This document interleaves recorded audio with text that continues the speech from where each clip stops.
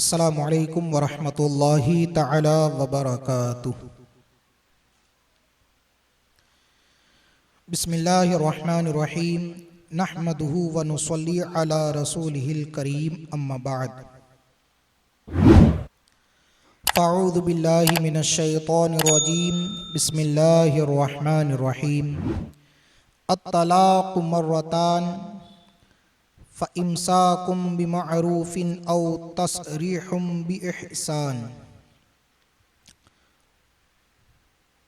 एक बार सारी कायनात के मरकज़ अक़ीदत अल्लाह के हबीब उम्मत के तबी मोहम्मद रसूलुल्लाह सल्लल्लाहु ताला अलैहि वसल्लम की मुक़द्दस और अज़ीमुश्शान बारगाह में दुरूद पाक का नजराना बआवाज़ बुलंद पेश करें।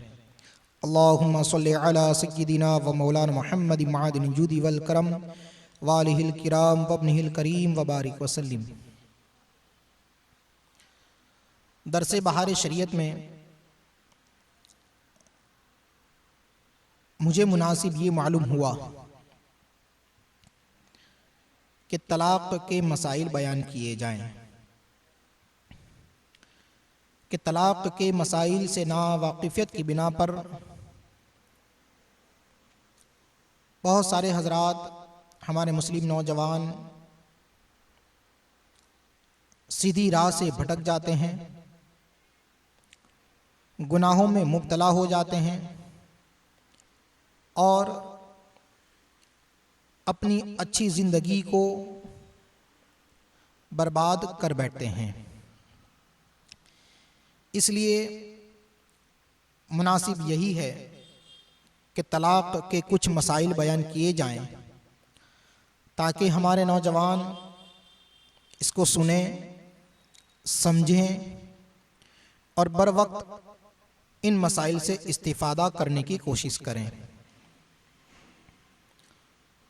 हुज़ूर सदरुश शरिया बदरुत तरीक़ा मुफ्ती अमजद अली अलैहि रहमत रिज़वान ये अहले सुन्नत वल जमाअत के बहुत ही अज़ीमुश्शान आलिम दीन हैं और हुज़ूर सैयदी आकाई व मौलाई इमाम अहले सुन्नत अशाह इमाम अहमद रज़ा अलैहि रहमत रिज़वान ने भी हुज़ूर सदरुश शरिया अलैहि रहमत रिज़वान के तफ़क़्क़ुह फ़िद्दीन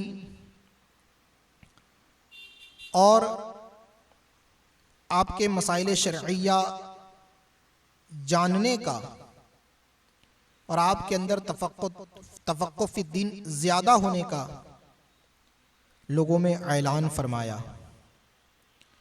और इसी बिना पर हुज़ूर आला हज़रत अलैहि रहमत रिज़वान ने अपने ज़माने में हुज़ूर सदरुश शरिया अलैहि रहमत रिज़वान को पूरे मुल्क हिंदुस्तान का काज़िल क़ुज़ात बनाया था।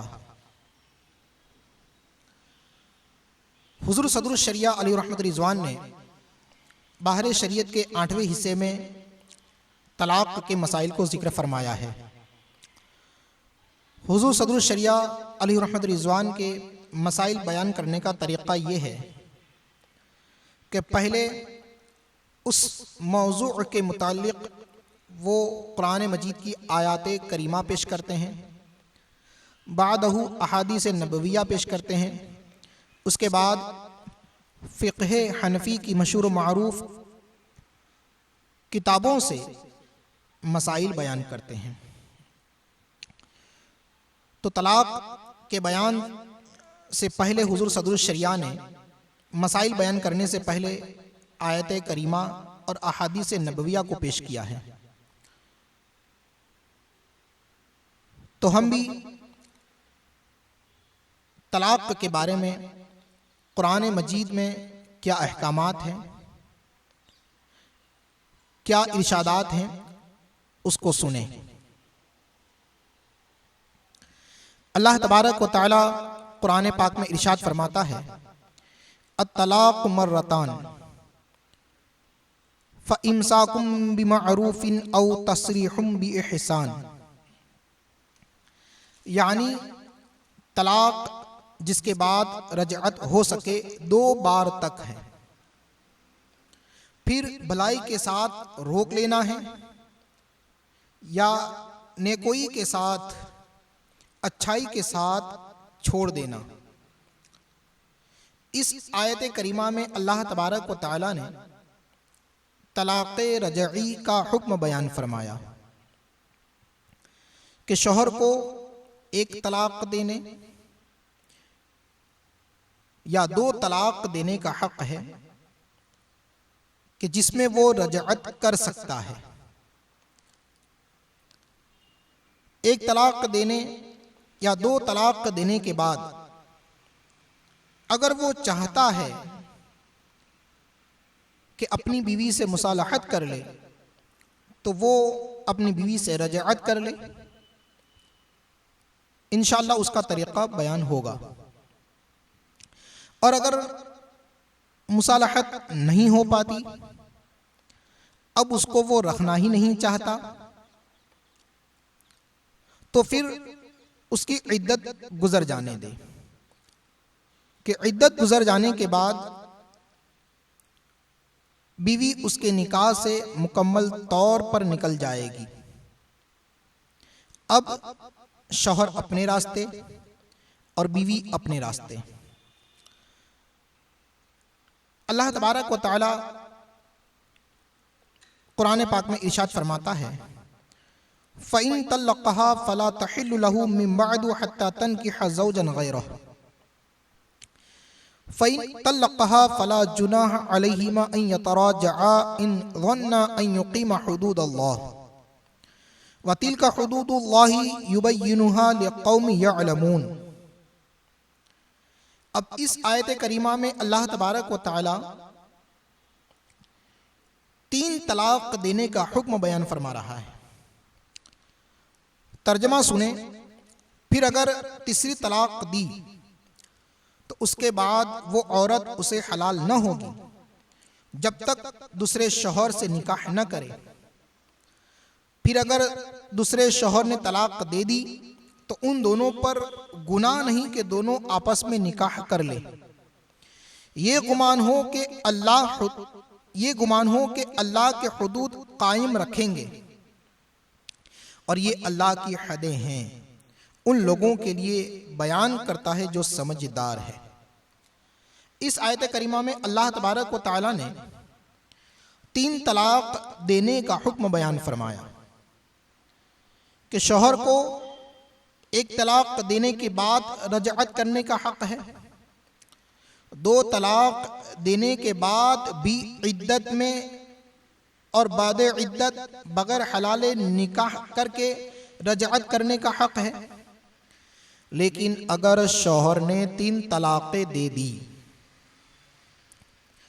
तो फिर अब ये औरत उसके निकाह से मुकम्मल तौर पर इद्दत ही में या इद्दत के बाद निकल जाएगी और ये शौहर अपनी इस औरत से ना इद्दत में न बाद इद्दत बगैर हलाले रजाअत कर सकता है, हरगिज नहीं कर सकता। तो अगर शौहर ने 3 तलाक़ें दे दी तो अब ये औरत अपने इस शौहर के लिए बिल्कुल हलाल न होगी जब तक कि वो हलाला न कर ले। और हलाले का हुक्म भी अल्लाह तबारक व तआला ने कुरान मजीद में फरमाया कि जब तक दूसरे शौहर से निकाह न करे ये हलाला है।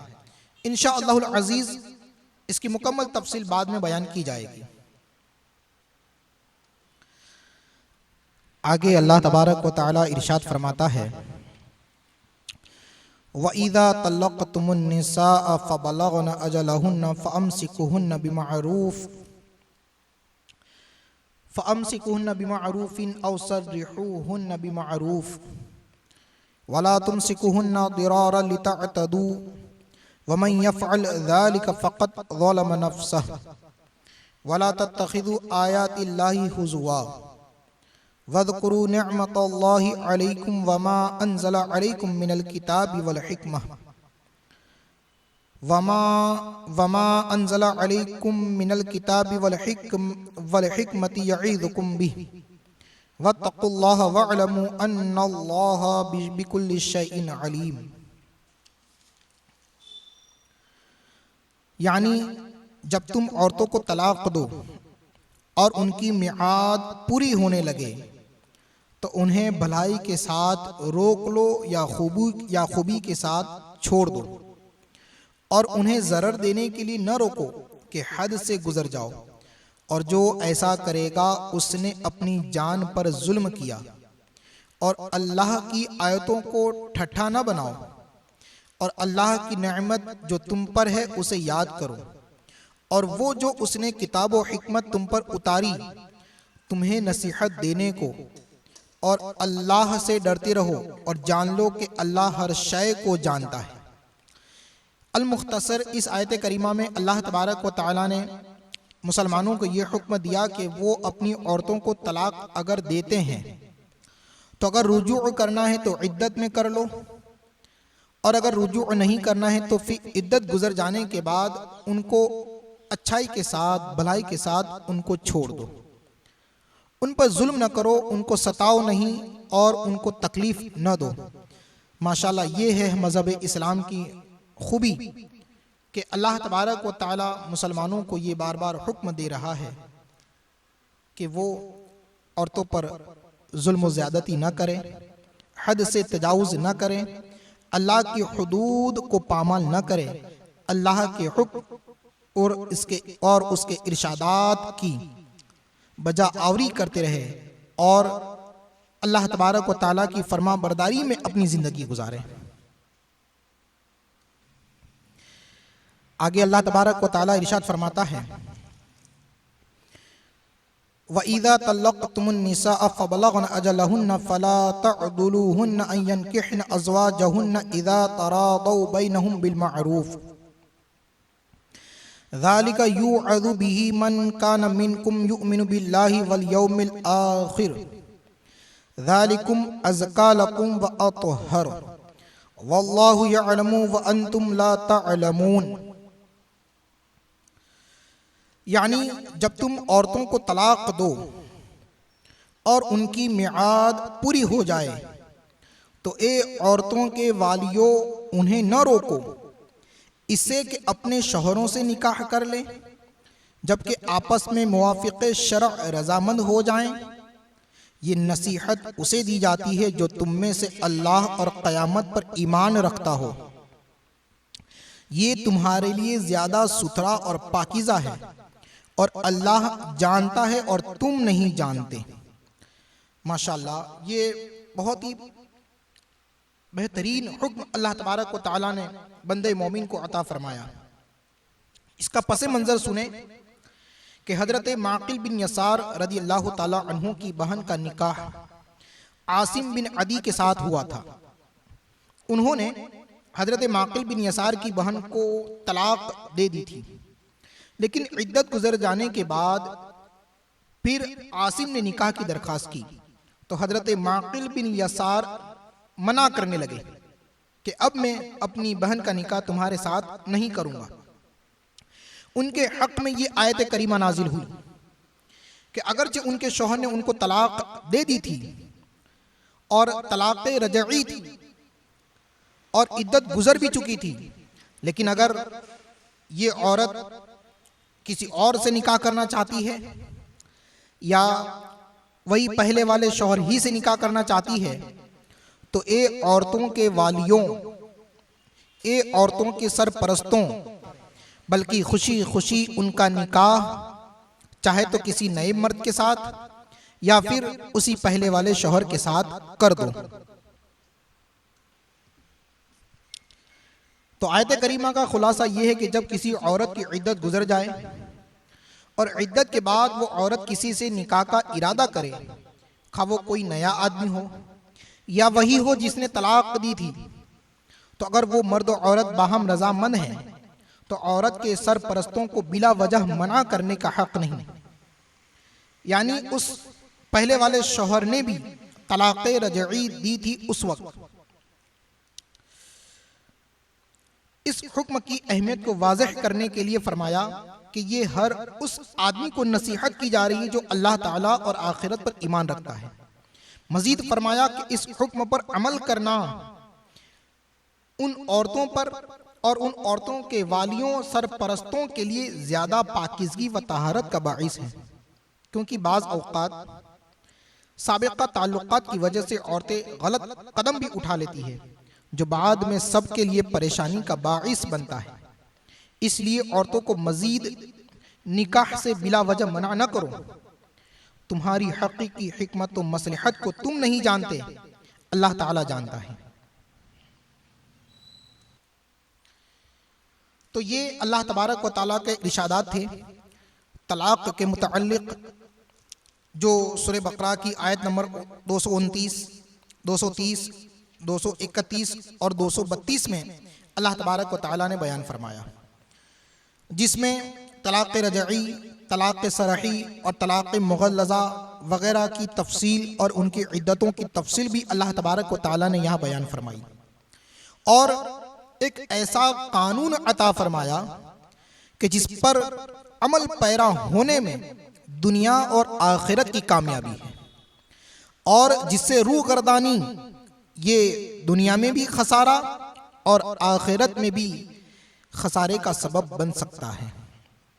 लिहाजा अल्लाह तबारक व ताला की मुक़द्दस किताब को पढ़ें, अल्लाह तबारक व ताला के इरशादात को सुनें, समझें और उस पर अमल पैरा हों कि अल्लाह तबारक व ताला के अहकामात, उसके इरशादात को पढ़ने में, अमल करने में जहाँ एक तरफ सवाब है वहीं पर दुनिया और आखिरत की कामयाबी भी उसी में पोशीदा है।